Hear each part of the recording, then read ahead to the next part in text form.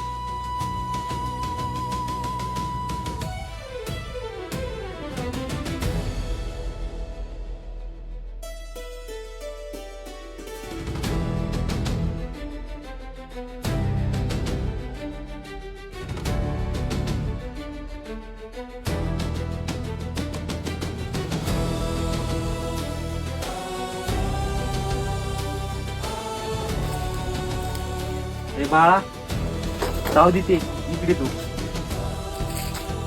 हे पैसे घे आणि आईला चांगला गोळ्या औषध घेऊन जाय आणि काहीतरी खायला पण नाही. हा,